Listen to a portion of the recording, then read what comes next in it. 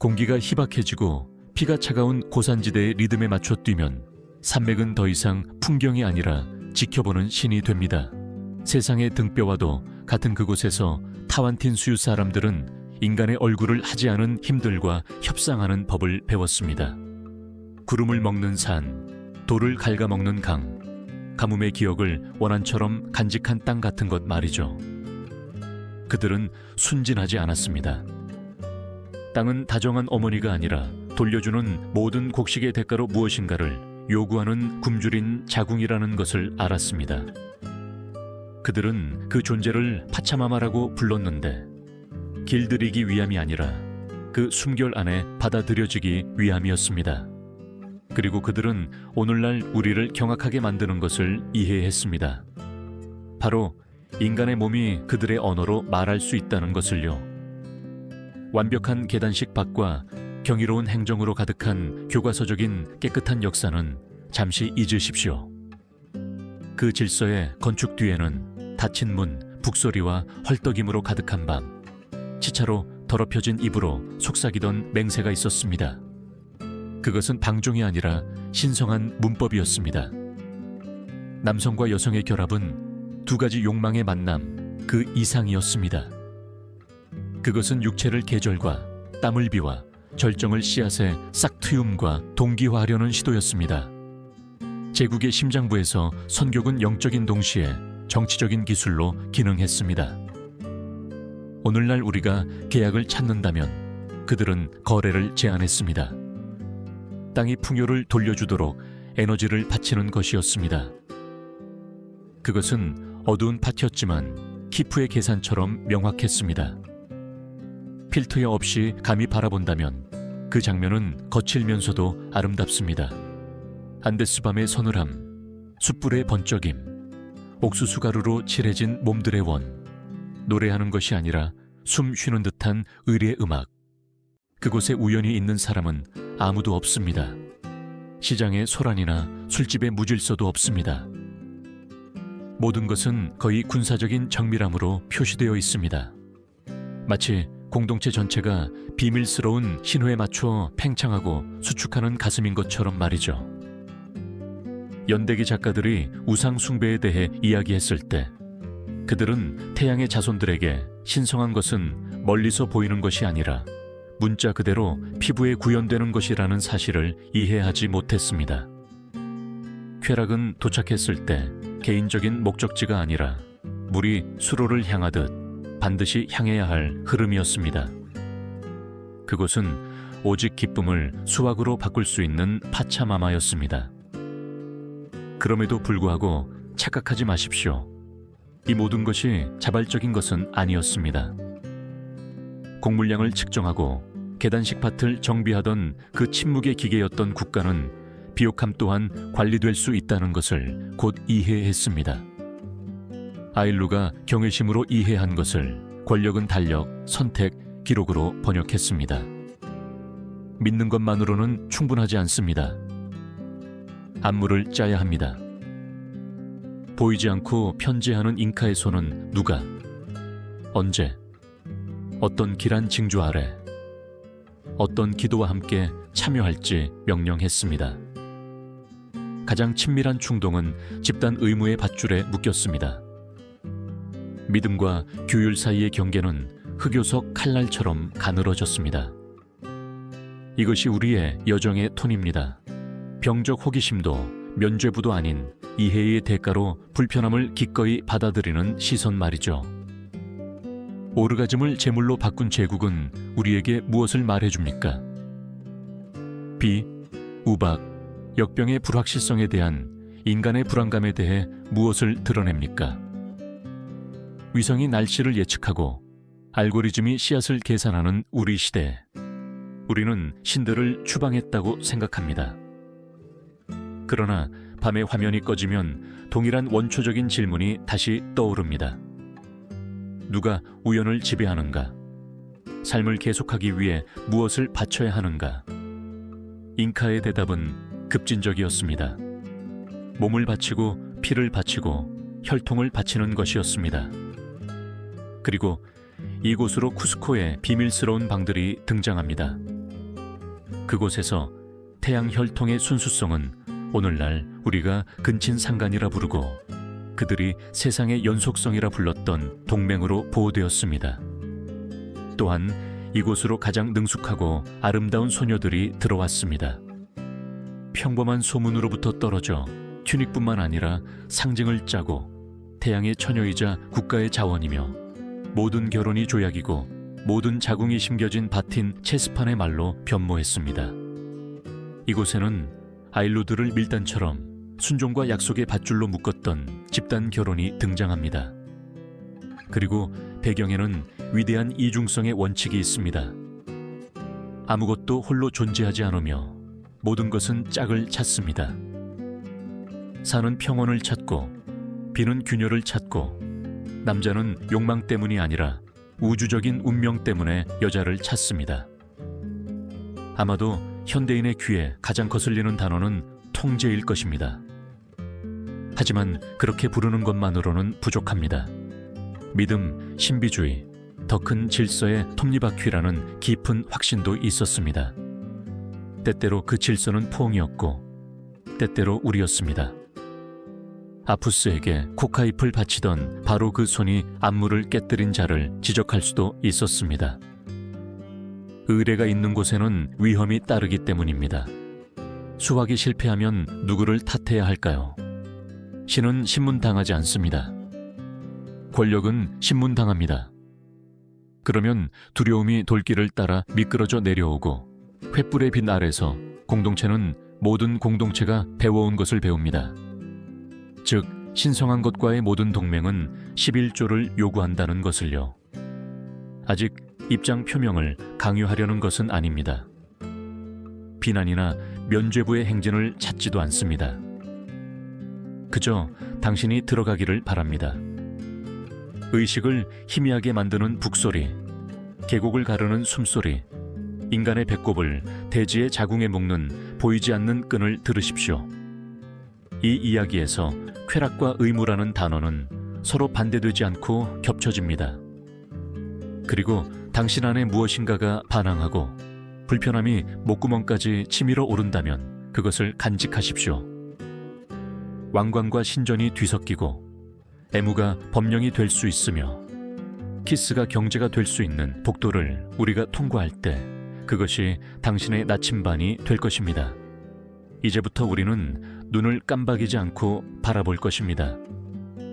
파차마마가 몸을 통로로 사용하도록 어떻게 선택되었는지, 사파인카가 우리의 윤리에 도전하는 결혼으로 자신의 내면의 태양을 어떻게 지켰는지, 아클랴가 명예와 감옥 사이에서 어떻게 살았는지, 결혼이 어떻게 두 사람의 이야기가 아니라 수천 명의 정치가 되었는지, 음악과 술이 있는 축제가 어떻게 신성한 것이 인간을 물어뜯는 틈새를 열었는지, 그리고 무엇보다도 하늘과 땅, 정객과 물, 직물과 키프 등 세상 전체가 이중성의 법칙 아래 어떻게 질서 잡혔는지 볼 것입니다.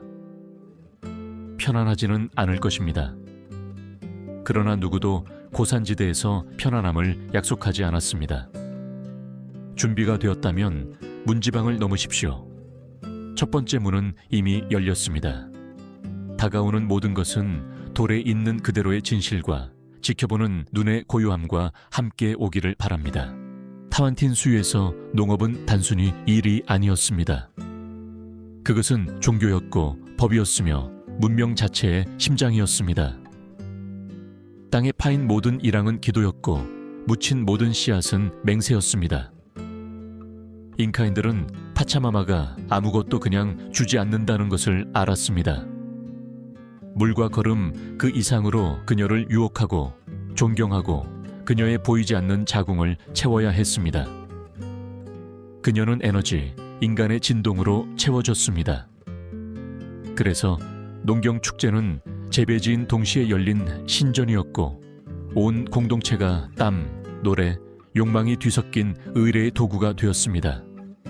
수확이 끝난 계곡을 상상해 보십시오. 곡식 창고는 넘쳐 흐르고 공기 중에는 발효된 옥수수 향이 가득합니다.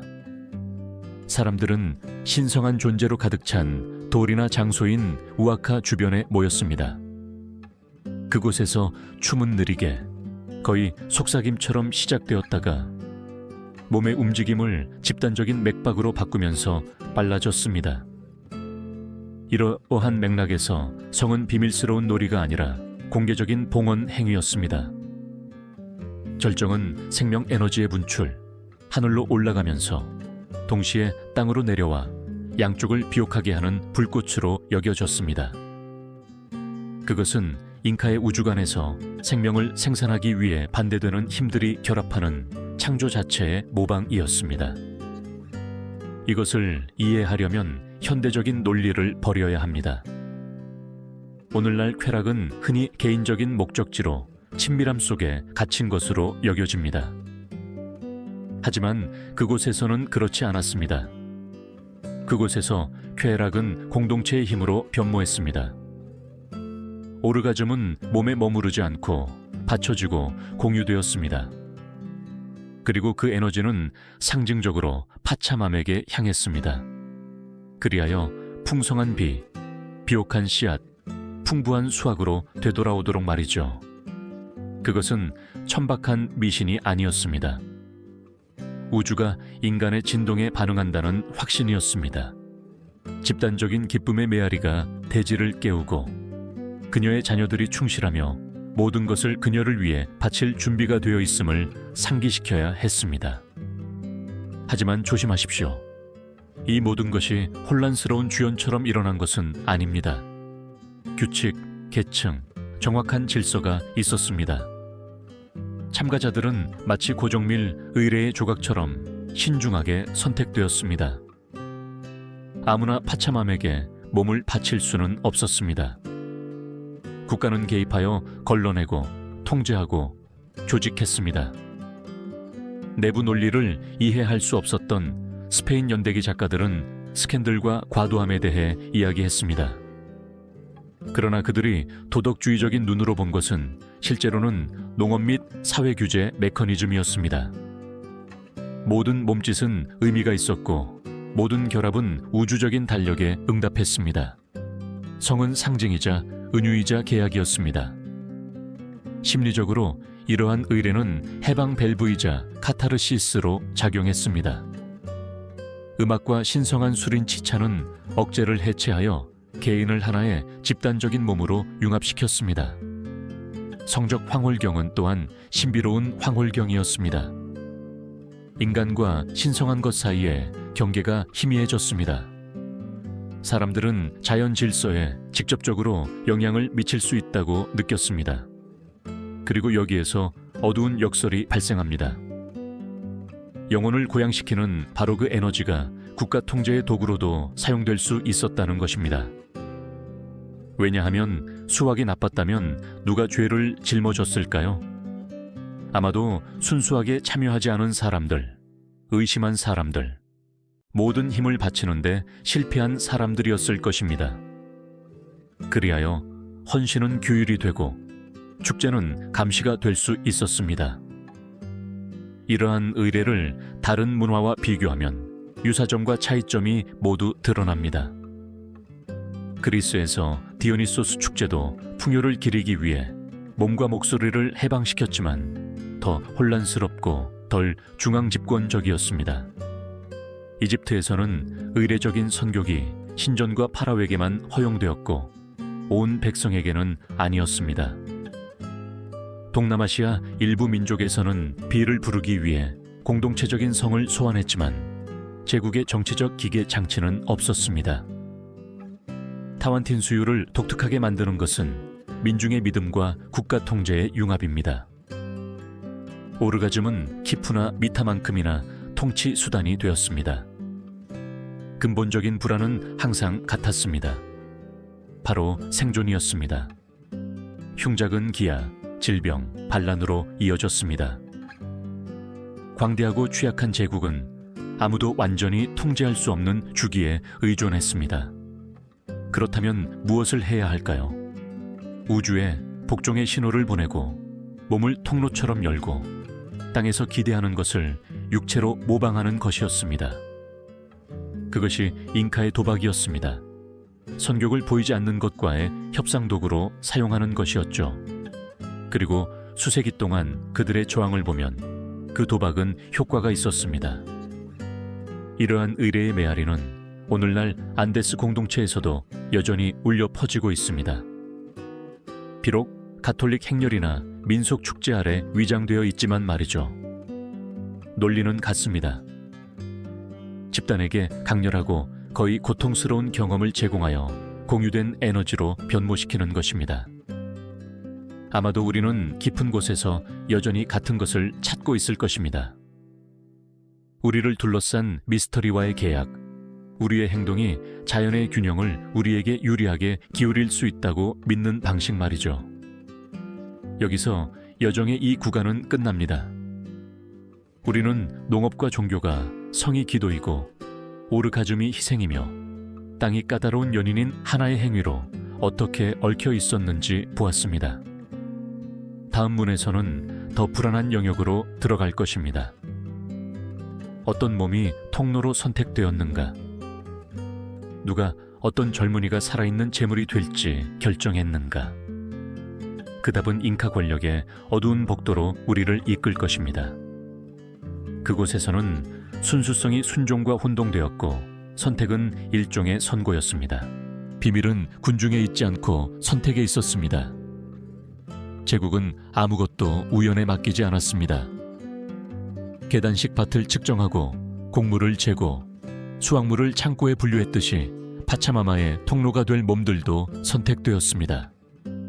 어린 시절부터 신중하게 관찰되고 건강, 힘, 규율, 그리고 무엇보다 순수성을 기준으로 검사된 젊은이들은 나머지 사람들과 분리되어 침묵 속에 준비되었습니다. 공동체는 축하할 수 있었지만 오직 소수만이 신성한 것과 가장 친밀한 접촉을 구현하는 특권과 부담을 가졌습니다. 그것은 현대적인 의미의 특권이 아니었습니다. 많은 경우 그것은 명예로 위장된 선고였습니다. 선택된다는 것은 개인적인 자율성의 일부를 잃고 국가와 신의 도구가 되는 것을 의미했습니다. 의례 전에 선택된 사람들은 금식, 금욕, 영적 준비 기간을 거쳤습니다. 그들의 몸은 씻기고 칠해지고 신성하게 되었습니다. 그 순간의 나체는 에로틱하지 않았습니다. 그것은 근원으로의 회귀, 불경한 것의 제거를 상징했습니다. 그리하여 몸은 국가와 신성한 것이 그들의 메시지를 쓰는 백지가 되었습니다. 횃불로 밝혀진 의례용 안뜰, 기도문을 읊는 사제들의 속삭임, 공기를 취하게 만드는 성스러운 허브의 연기를 상상해 보십시오. 선택된 젊은이들은 돌아올 수 없는 운명을 향해 걷는 것처럼 신중한 발걸음으로 나아갑니다. 백성은 경건한 침묵 속에서 지켜봅니다. 한 계곡 전체의 비옥함이 그 의례실에서 일어나는 일에 달려있다는 것을 알고 있기 때문입니다. 그 순간 성은 개인적인 문제가 아니게 됩니다. 기대되는 절정은 공동의 재화, 깨끗하고 강력하며 흠없는 상태로 받쳐져야 할 영적인 화폐였습니다. 오늘날의 시각으로 볼 때 그것은 생체 정치적 통제로 쉽게 보입니다. 중앙 권력은 인간의 몸을 실험실로 사용하여 쾌락과 고통을 집단적 목적을 위해 활용했습니다. 오늘날 우리가 친밀함이라고 부르는 것은 그 당시에는 제국의 소유였습니다. 미셸 푸코는 이 시스템에서 사회적, 경제적 질서를 유지하기 위해 선격을 훈련시키는 고대 생체의 정치의 한 형태를 인식했을 것입니다. 기계로서의 육체, 자원으로서의 욕망, 보이지 않는 세금으로서의 생명 에너지. 그럼에도 불구하고 잉카인들은 그것을 억압이 아니라 운명으로 보았습니다. 선택된 사람은 의례적인 영웅, 파차마마와의 연결 고리의 수호자가 되었습니다. 심리적인 압박은 엄청났습니다. 비가 오지 않거나 수확이 실패하면 모두가 통로의 순수성에 뭔가 문제가 있었다고 알았습니다. 선택된 사람은 아무 잘못을 하지 않았음에도 재앙의 죄책감을 짊어졌습니다. 그것은 집단 책임의 가장 잔인한 형태였습니다. 쾌락을 의무로, 의무를 영원한 위험으로 바꾸는 것이었죠. 또한 선택에는 신비로운 분위기가 있었습니다. 단순히 신체적인 건강만이 중요한 것이 아니었습니다.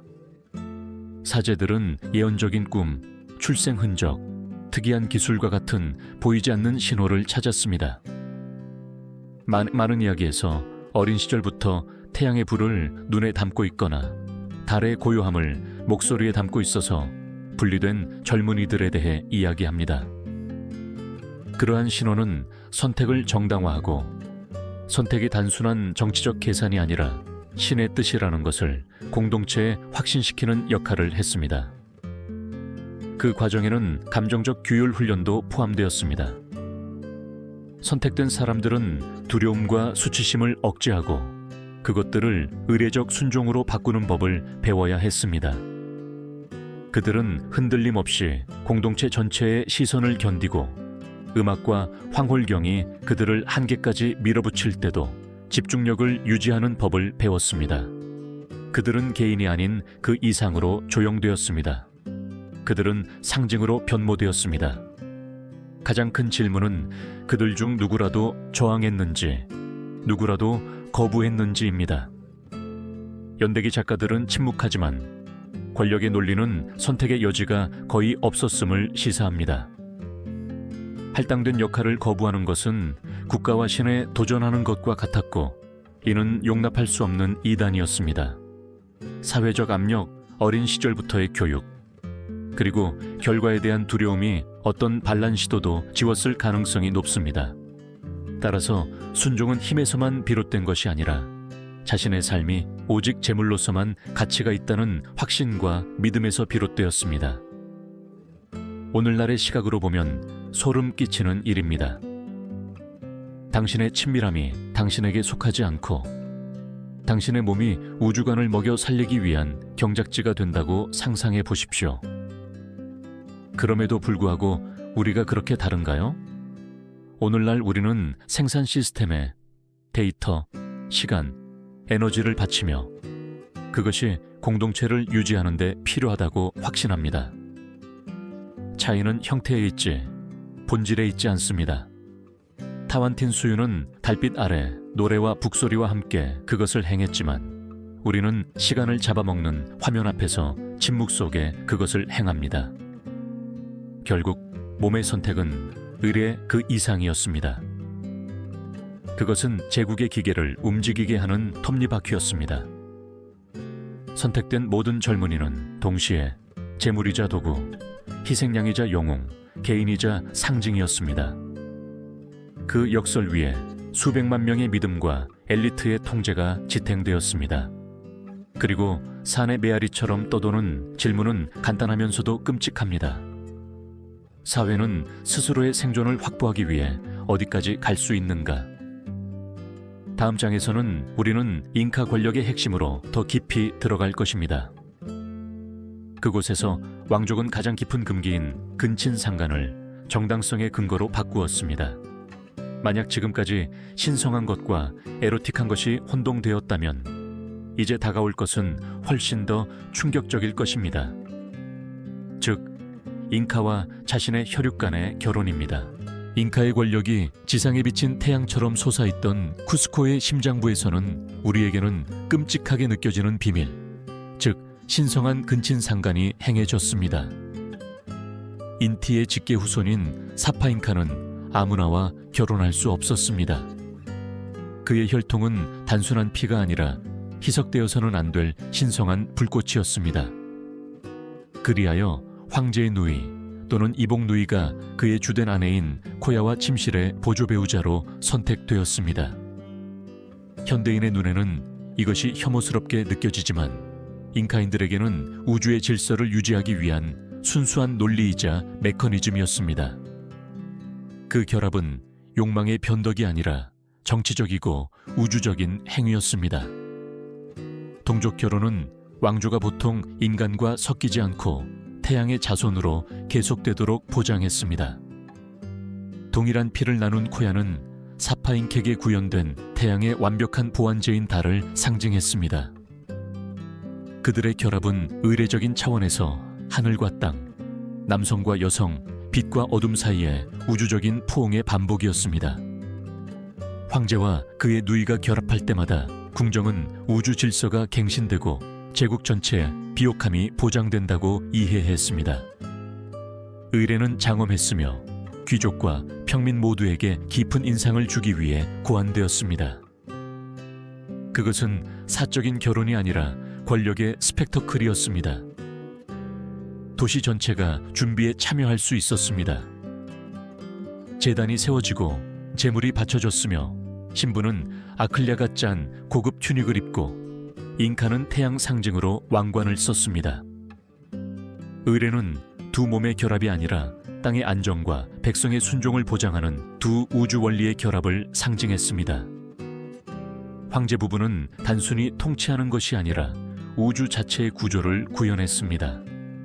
정치적 관점에서 이 신성한 근친상간은 뛰어난 도구였습니다.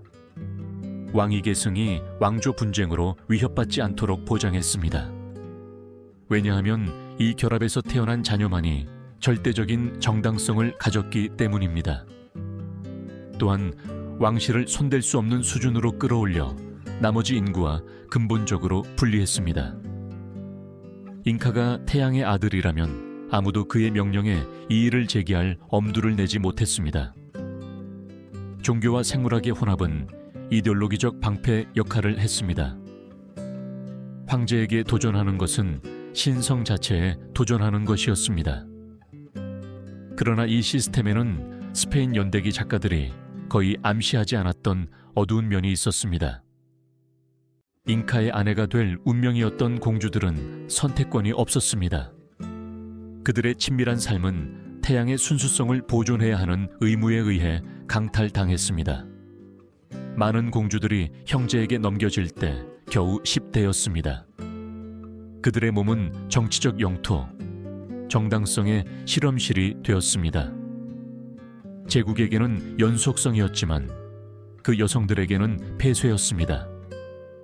할당된 역할에서 벗어날 가능성은 없었고 상징이자 미래 신의 어머니가 되는 것 외에 다른 운명은 없었습니다.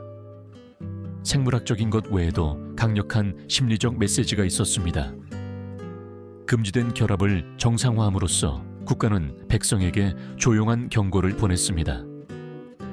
왕실은 다른 사람들과 같은 규칙으로 놀지 않는다는 것이었습니다. 그들의 피는 비교할 수 없었고 그들의 행위는 일반적인 도덕으로 판단할 수 없었습니다. 그리하여 통치자와 비통치자 사이에 심연적인 거리가 생겨났고 잉카인들이 인간을 초월한다는 개념을 강화했습니다. 금기의 위반은 신성의 증거로 변모했습니다. 이 의례적인 근친상간을 다른 문명과 비교하는 것은 불가피합니다.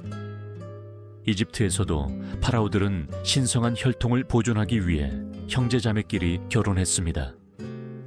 중세 유럽에서는 근친상간이 비난받았지만 귀족들은 재산과 자기를 보호하기 위해 혈족 결혼을 행했습니다. 그러나 타완틴 수유를 독특하게 만드는 것은 행위의 우주적 차원입니다. 그것은 단순한 왕조 전략이 아니라 창조 신화의 재현이었습니다.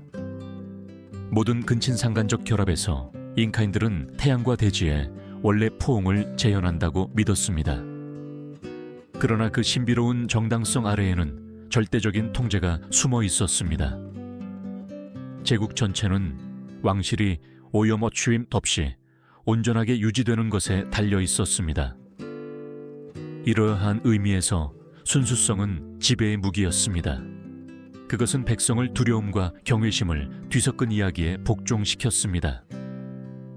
밭의 비옥함이 황제의 침대와 연결되어 있다는 생각은 궁정의 친밀함을 국가적인 문제로 만들었습니다. 개인적인 것이 집단적인 것이 되고 금지된 것이 신성한 것이 되었습니다. 이러한 생각의 심리적 무게를 상상해 보십시오. 모든 수학, 모든 가뭄은 황실 가족의 순수성과 관련된 신의 승인 또는 징벌의 징후로 해석될 수 있었습니다. 백성은 잉케에게 복종할 뿐만 아니라 열렬히 감시했습니다. 왜냐하면 그의 결합에 모두의 운명이 달려 있었기 때문입니다. 따라서 신성한 근친상간은 궁전에 갇힌 폐쇄적인 관습이 아니었습니다. 그것은 수백만 명의 사람들이 우주의 안정이 태양의 피에 달려 있다는 환상 아래 유지되도록 하는 정치적 극장이었습니다. 이 여정의 다음 구간에서는 왕족의 황금빛 홀을 떠나 또 다른 통제된 몸들의 세계로 뛰어들 것입니다. 즉, 태양의 처녀들이자 어려서부터 격리되어 상징을 짜고 제국 기계 장치의 전략적 조각이었던 아클리아입니다. 특권과 감옥 사이의 그들의 삶은 잉카 권력의 여성적인 얼굴을 우리에게 드러낼 것입니다. 아클리아 우아시, 즉 선택된 자들의 집의 고요한 벽 안에는 자유가 아닌 강요된 운명의 속삭임이 울려 퍼졌습니다. 그곳에는 태양의 처녀들인 아클리아들이 살았는데 이들은 국가와 신을 섬기기 위해 가족에게서 떨어져 나온 소녀들과 청소년들이었습니다. 그들은 아름다움 기술 또는 순수성의 징후에 따라 선택되어 평범한 삶에서 벗어나 격리된 삶을 살게 되었습니다. 잉카인들에게 그들은 가장 섬세한 보물이었습니다.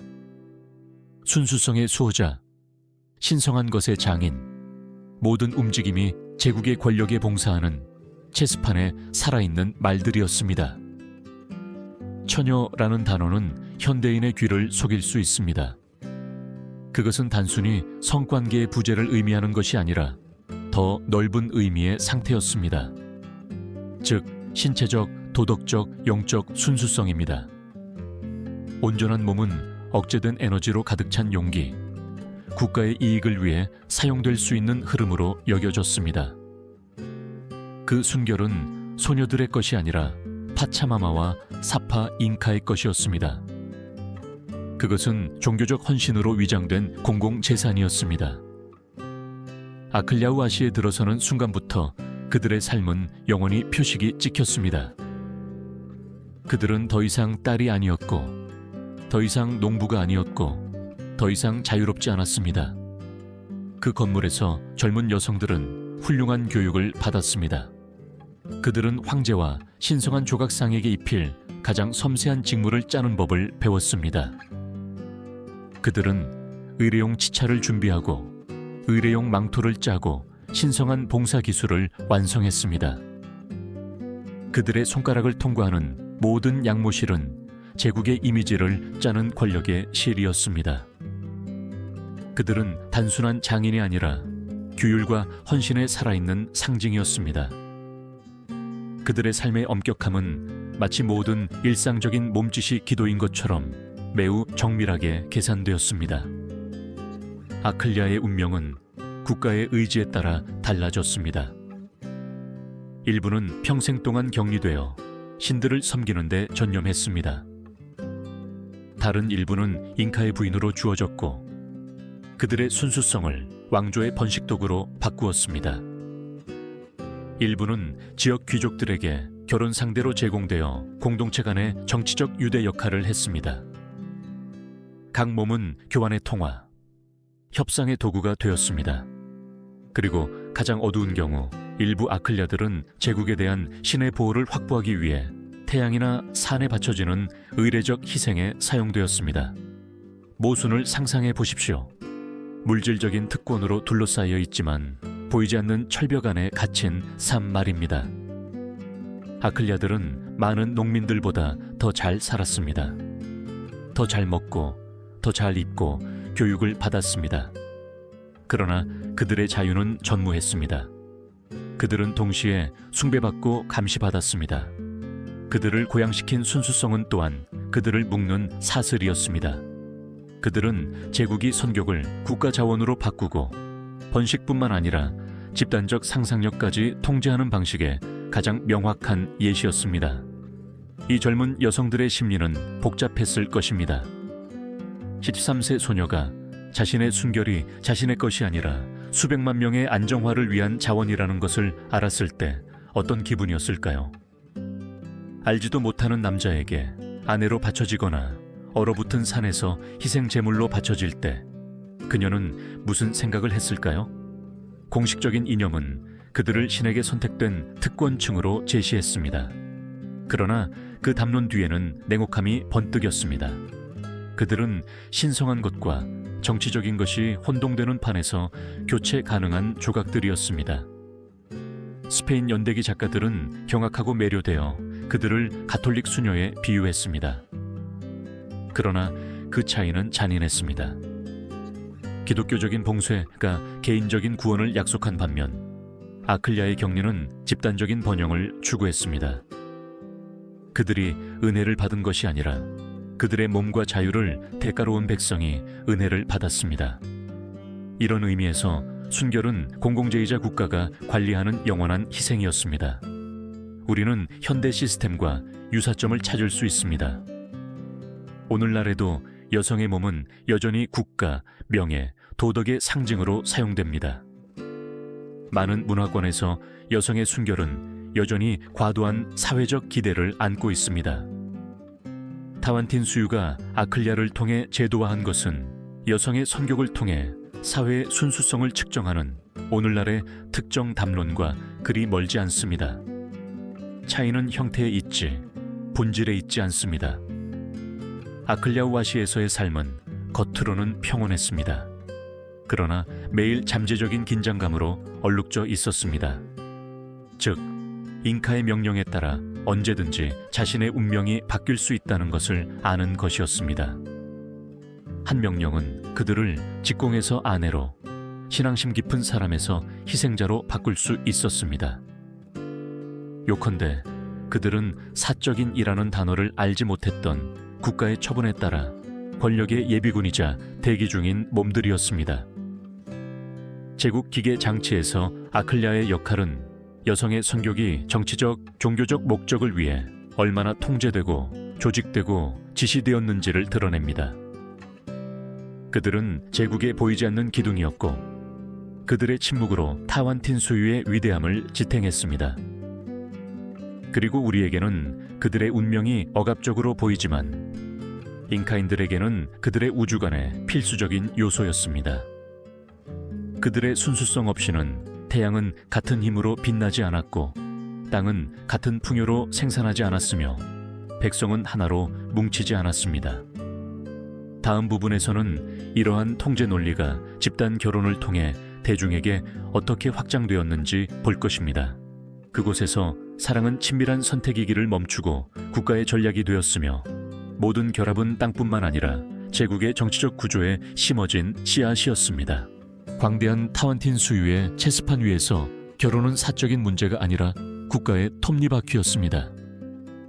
우리가 사랑, 선택, 애정을 생각하는 곳에서 잉카인들은 전략, 결속, 비옥함을 보았습니다.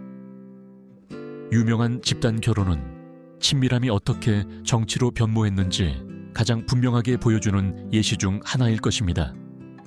축제처럼 보였지만 실제로는 권력의 법령이었던 의례에서 국가 관리들의 감독 아래 수백 쌍이 동시에 맺어지는 것을 상상해 보십시오. 결혼식은 정확한 날짜, 보통 수확 후에 조직되었습니다. 이것은 우연이 아니었습니다. 그때는 음식이 풍부했고 축하할 여유 시간이 있었으며 새로운 삶을 시작하기에 적합한 날씨였습니다. 젊은이들은 다른 아일로에서 소환되어 나이, 노동력, 적성 등을 기준으로 심사되었습니다. 개인의 의지가 끼어들 여지는 많지 않았습니다. 배우자 선택은 대부분 국가의 계산이었습니다. 서로 다른 혈통과 지역의 젊은이들을 결합함으로써 동맹이 강화되고 긴장이 완화되며 다양한 공동체 간의 협력이 보장되었습니다. 의례 자체는 장관이었습니다. 신랑 신부는 음악, 춤, 파참함에 대한 제물과 함께 공동체 앞에 섰습니다. 모든 결합은 미래의 씨앗으로 축복받았습니다. 부부는 생물학적 비옥함뿐만 아니라 바트의 풍요를 상징했습니다. 두 몸을 하나로 합치는 행위는 농경 주기의 복제, 즉 씨 뿌리고 싹 트이우고 번성하는 것으로 여겨졌습니다. 결혼은 제국의 운명에 대한 살아있는 은유가 되었습니다. 심리적으로 이러한 집단 결혼은 강력한 상기 역할을 했습니다. 개인은 항상 집단에 종속되었습니다. 개인적인 사랑은 타완틴 수유의 지속성을 보장해야 하는 필요성 앞에서 무의미했습니다. 이러한 결합에 참여하는 사람은 자신의 몸, 자손, 친밀함이 또한 공동체에 속한다는 것을 이해했습니다. 오늘날 우리가 권리라고 생각하는 것은 그 당시에는 의무였습니다. 그리고 저항은 선택사항이 아니었습니다. 사회적 압력과 국가기구는 어떤 반항 시도도 지워버렸습니다. 정치적 유용성은 다방면이었습니다. 서로 다른 지역의 젊은이들을 연결함으로써 국가는 지역적 정체성을 제국적 정체성으로 해체하는 친족 관계망을 구축했습니다. 이런 방식으로 잉카는 민족적 다양성을 하나의 짜임새로 변모시켰습니다. 마치 각 매듭이 한 쌍, 한 유대, 한 약정을 나타내는 키프처럼 말이죠. 또한 인구 증가는 밭의 노동력, 군대의 병사, 그리고 지속적인 곡물을 보장하는 데 필수적이었습니다. 모든 결혼은 근본적으로 생산성과 충성에 대한 계약이었습니다. 그러나 축제 분위기 아래에는 그림자가 드리워져 있었습니다. 개인적 자율성의 상실은 친밀한 삶을 국가 통제의 영역으로 만들었습니다. 사랑으로 결혼하기를 꿈꾸던 젊은이는 할당된 배우자를 받아들여야 했습니다. 다른 운명을 상상하던 소녀는 제국의 명령에 구현된 신들의 의지에 복종해야 했습니다. 다른 문화에서 피난처가 될 수 있었던 결혼은 타완틴 수유에서는 침실까지 확장된 국가의 연장이었습니다. 스페인 연대기 작가들은 이러한 관습을 보고 성적 의례나 왕실 근친 상간보다 덜 경악했습니다. 아마도 유럽에도 개인의 의지가 정치적 편의 앞에서 거의 중요하지 않은 정략 결혼이 존재했기 때문일 것입니다. 그러나 유럽 귀족들에게는 소수의 특권이었던 것이 잉카 제국에서는 대중에게까지 확대되었습니다. 그것은 집단적 규모의 결혼 통제 제도화였고 광대하고 다양한 제국의 결속을 보장하는 메커니즘이었습니다. 그 의례의 압박감을 상상해 보십시오. 수백 개의 시선, 신들을 소환하는 사제들, 이름을 기록하는 관리들, 자부심이나 체념으로 지켜보는 가족들. 각 부분은 감정적인 결합이라기보다는 정치적 건물의 벽돌이었습니다. 그리고 그 결합에서 태어난 모든 자녀는 자원으로 계산되었습니다. 새로운 노동자, 새로운 병사, 새로운 곡물 납부자. 결혼은 노동력에 침묵하는 공장으로 변모했습니다. 오늘날과 비교해보면 불안한 메아리를 발견합니다. 오늘날 국가들은 생산성을 확보하기 위해 대규모 결혼식을 조직하지는 않지만 출산 정책, 세금 인센티브, 인구 조절 캠페인을 기획합니다. 재생산이 공적인 문제라는 생각은 통계와 법률로 위장되었지만 여전히 살아있습니다. 몸은 다시 한번 친밀한 것과 집단적인 것 사이에 논쟁의 대상이 됩니다. 타완틴 수유에서 집단 결혼은 사회적 결속의 기둥 중 하나였습니다. 그러나 그것은 또한 사랑이 개개인의 것이 아니라 파차마마와 잉카의 것이라는 잔혹한 상기이기도 했습니다. 침대는 밭과 마찬가지로 제국의 명령에 따라 경작되었습니다. 그리고 저항하는 사람들은 수백만 명을 지탱하던 구조에서 소외되었습니다. 다음 부분에서는 통제의 논리가 황홀경의 광기와 뒤섞인 비옥함 축제로 들어갈 것입니다. 그곳에서 노래, 춤, 치차 사이에서 온 백성은 위험한 성찬에 융합되었습니다. 즉, 인간과 신성한 것 사이의 다리로서 의례화된 성입니다.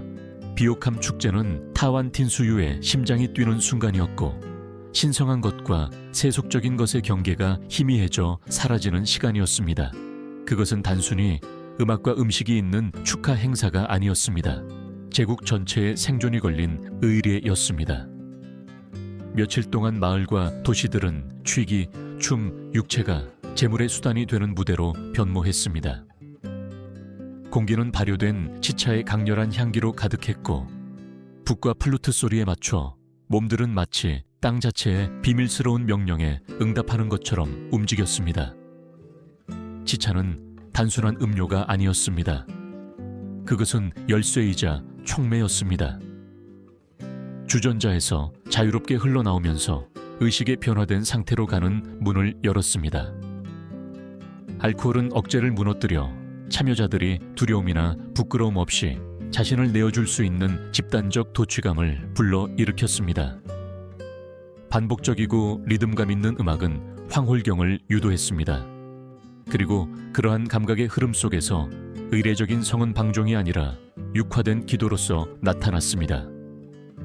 모든 결합은 파차마마와의 교감 행위였고 생명 에너지가 신성한 곳으로 올라가 비옥한 씨앗, 풍요의 형태로 되돌아오는 통로였습니다. 유럽 연대기 작가들은 이 장면들을 공포에 질려 묘사하며 악마적인 낭유라고 비난했습니다.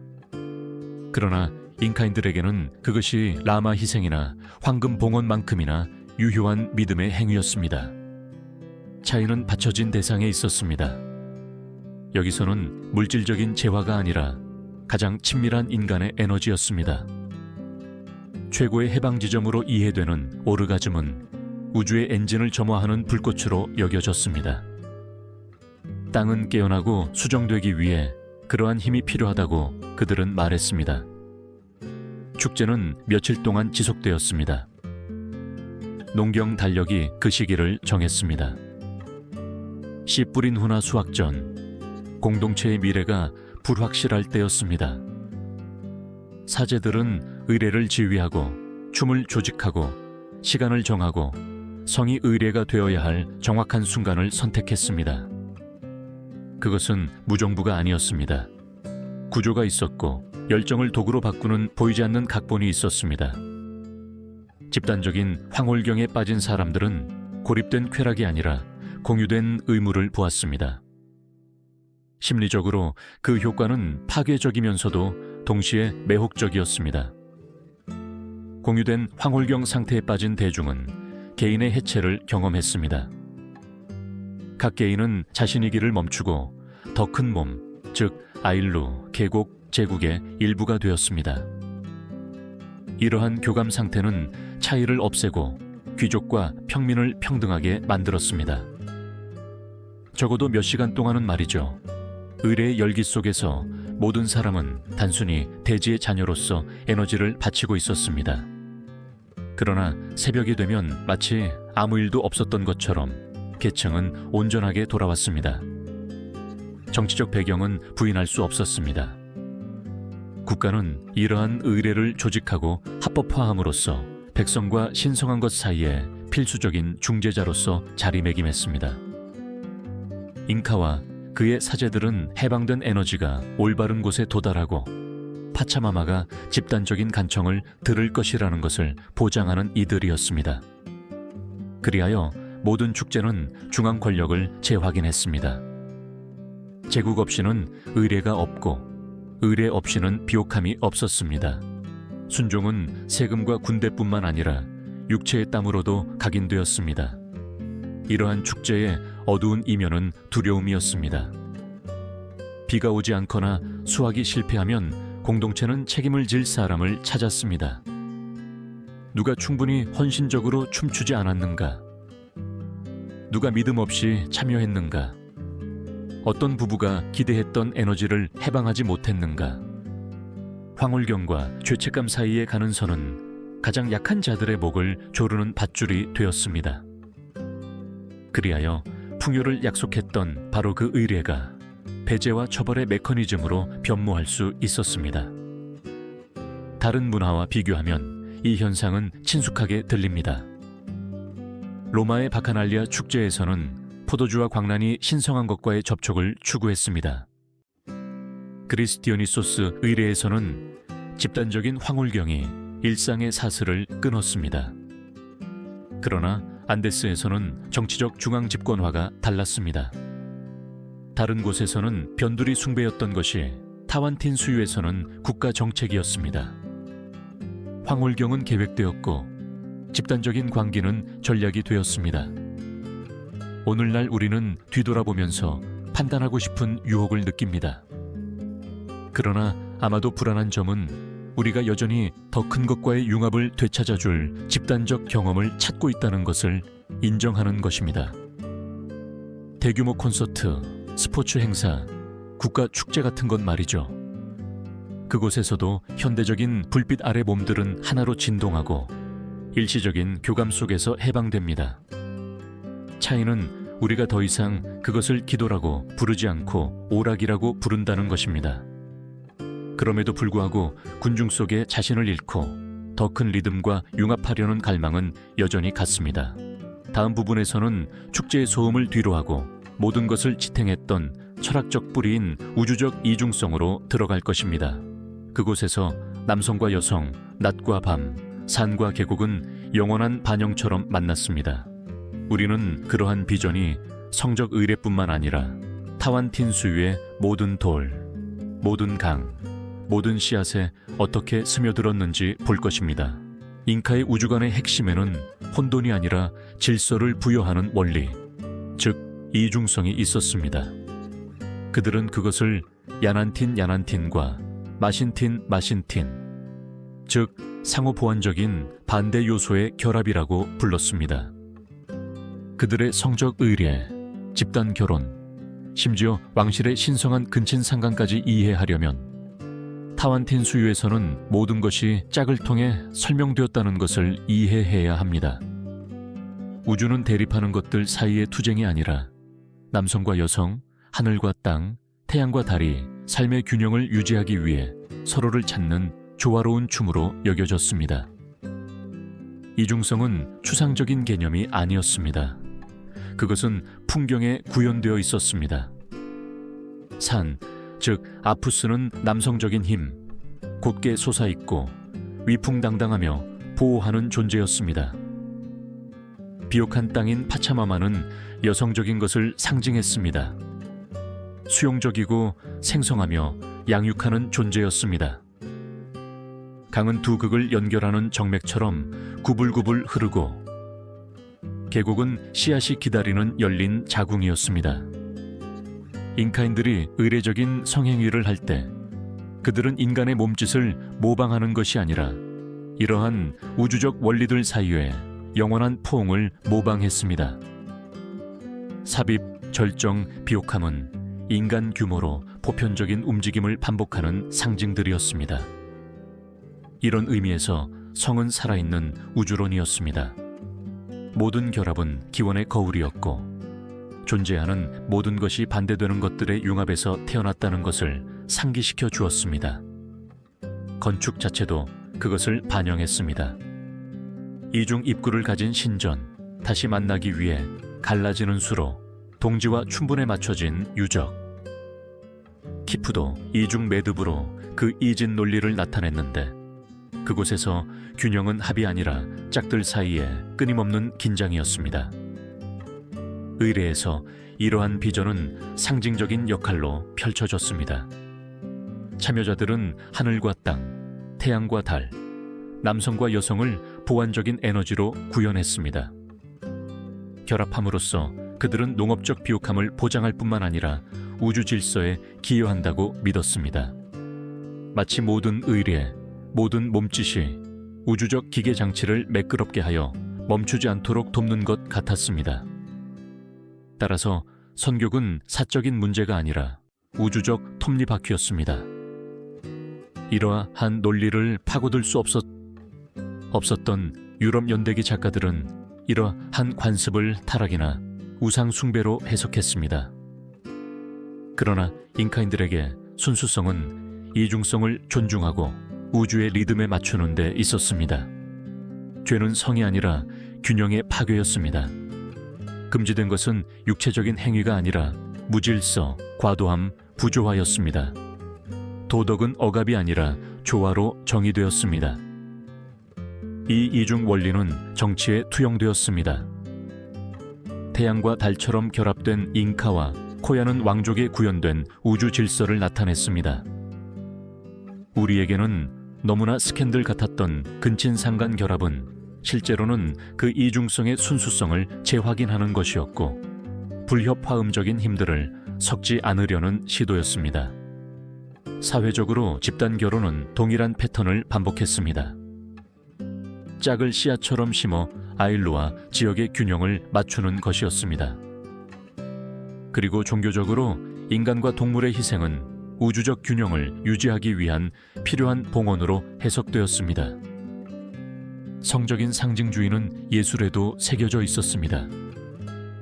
노골적인 형태의 항아리, 짝을 나타내는 직물, 육체적 결합을 모방한 춤, 이 모든 것이 같은 것을 이야기했습니다.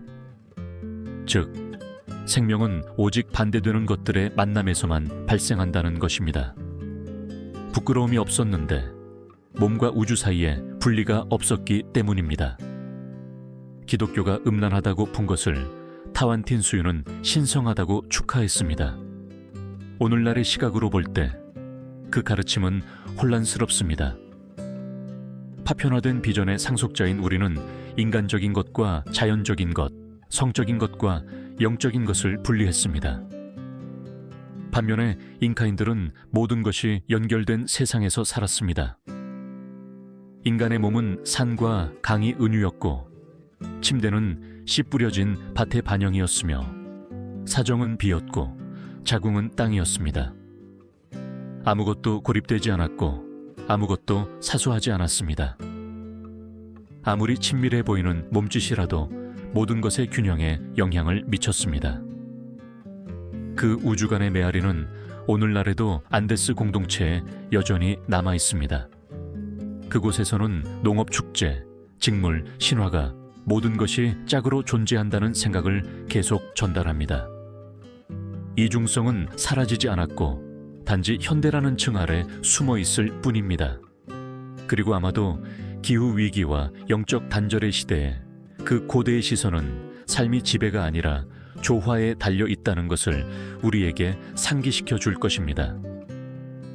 다음 부분에서는 이 이중성 우주관이 스페인 정복자들에 의해 어떻게 파괴되고 재해석되고 악마화되었는지 볼 것입니다. 그곳에서 식민화의 불꽃은 신전뿐만 아니라 상징, 의례, 몸까지 태웠습니다. 그럼에도 불구하고 잿더미 속에서 타완틴 수유의 망령은 계속 숨쉬고 있었습니다. 스페인 정복자들의 도래는 산을 둘러 가르는 번개와 같았습니다. 축제, 의례, 선택된 자들의 집, 잉카의 우주관을 지탱했던 모든 것이 불길과 비난에 휩싸였습니다. 기독교 사제들은 비옥함 의례를 악마적인 불경으로 여겼고 모든 이중성의 상징은 우상 숭배로 낙인 찍혔습니다. 잉카인들이 태양과 대지의 결합을 보았던 곳에서 스페인인들은 육체적인 죄를 보았습니다. 식민화는 신전과 도시를 파괴했을 뿐만 아니라 수세기 동안 제국을 지탱해왔던 보이지 않는 의미의 그물망도 파괴했습니다. 아클레아와 신은 폐쇄되었고 태양의 처녀들은 흩어지거나 가톨릭 수녀원의 하녀가 되었습니다. 집단 결혼은 금지되었고 교회의 지배를 받는 시스템으로 대체되었으며 성사는 관습보다 우선시되었습니다. 신성한 근친상간은 가증스러운 것으로 지적되었고 기독교 신앙의 우월성을 정당화하는 도덕적 스캔들이었습니다. 그러나 금지령을 넘어서 타오른 것은 바로 의미였습니다. 몸 우주 공동체를 연결하던 실이 폭력적으로 끊어졌습니다.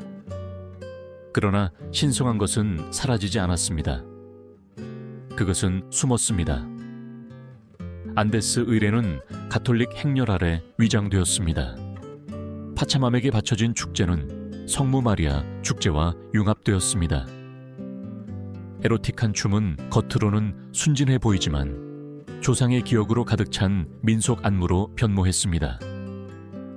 안데스 사람들은 위장된 채 살아남는 법을 배웠습니다. 십자가에 못 박힌 그리스도에게 기도하면서 몰래 코카잎과 치차를 산에 바쳤습니다. 혼합주의는 저항이었고 소리내어서 말할 수 없는 것을 살아있게 유지하는 방식이었습니다.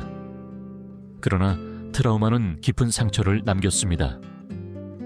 기독교 도덕은 육체를 악마화했고 선교는 금기가 되었으며 수치심이 축하를 대신했습니다. 한때 공동체의 의례였던 것이 개인적인 죄가 되었습니다. 쾌락은 기도가 되기를 멈추고 유혹이 되었습니다. 그 문화적 상처는 안데스에서 여전히 고동치고 있습니다. 종교적 열정 사이에서 육체를 살아가는 또 다른 방식을 기억하는 그림자 같은 기억이 있습니다. 정치적인 차원에서 정복은 잉카의 성적 관습에 대한 경멸을 지배의 도구로 사용했습니다. 타완틴수유를 타락한 제국으로 묘사함으로써 스페인인들은 자신들의 폭력을 정당화했습니다. 신전의 불태움, 원주민 여성에 대한 강간, 고해성사의 강요, 욕망의 검열은 정화로 제시되었습니다. 실제로는 한 통제 시스템이 다른 시스템으로 대체된 것이었습니다. 권력은 계속해서 몸을 지배했고 가면만 바꾸었을 뿐입니다. 그리고 여기에서 불편한 질문이 나옵니다. 그 과거가 우리 안에 얼마나 살아있는가? 오늘날 우리는 희생, 정략 결혼, 봉헌된 처녀들을 뒤로 했다고 믿습니다. 그러나 우리는 새로운 신들에게 우리의 생명 에너지를 계속 바치고 있지 않는가? 우리는 더 이상 파차마마를 위해 벌거벗고 춤추지 않지만 경제를 위해 지쳐 쓰러질 때까지 일합니다. 우리는 더 이상 오르가즘을 기도로 바치지 않지만 번영을 약속하는 기계에 데이터, 시간, 건강을 바칩니다. 논리는 그렇게 많이 변하지 않았습니다. 우리는 더 큰 질서의 이름으로 친밀한 것을 희생하는 것을 계속합니다. 타완틴수유의 망령은 취기와 음악이 몸을 해방시키는 모든 민속 축제에서, 이중성의 상징을 반복하는 모든 직물에서, 씨 뿌리기 전에 코카잎을 땅에 묻는 모든 농부에게서 숨쉬고 있습니다. 수세기의 무게에도 불구하고 삶이 상호 보완적인 힘의 균형에 달려있다는 생각은 죽지 않았습니다. 아마도 그것은 죽을 수 없을 것입니다. 왜냐하면 그것은 땅 자체에, 씨앗을 찾는 비에, 계곡을 품는 산에 새겨져 있기 때문입니다. 뒤돌아볼 때 남는 것은 스캔들이나 매혹만이 아닙니다. 그것은 잔혹한 상기입니다. 모든 사회는 조만간 삶의 신비를 길들이기 위한 메커니즘을 발명합니다. 잉카인들은 성적 의례를 통해, 스페인인들은 죄책감과 십자가를 통해, 우리는 알고리즘과 시장을 통해 그것을 행했습니다. 신의 이름은 바뀌지만 질문은 여전히 같습니다. 생존을 위해 무엇을 바칠 의향이 있는가? 그리하여 산을 증인 삼아 이 여정은 끝을 맺습니다. 우리는 신전으로 변모한 몸들, 제물로 변한 쾌락, 화폐로 변한 여성들, 법령으로 변한 결혼들을 보았습니다. 우리는 성을 권력의 기술로, 쾌락을 신성한 경제로 만든 제국을 보았습니다. 그리고 정복 후에 그 세계가 어떻게 악마화되었지만 결코 완전히 지워지지는 않았다는 것을 보았습니다. 타완틴수유는 연대기에서 죽었지만 그림자 속에서 여전히 고동치고 있습니다. 아마도 우리 각자 안에는 여전히 그 고대의 질문이 살아있을 것입니다. 우리의 친밀함 중 얼마나 많은 부분이 우리 자신의 것이고, 얼마나 많은 부분을 우리는 이미 질서, 풍요, 영혼의 신들에게 바쳤는가?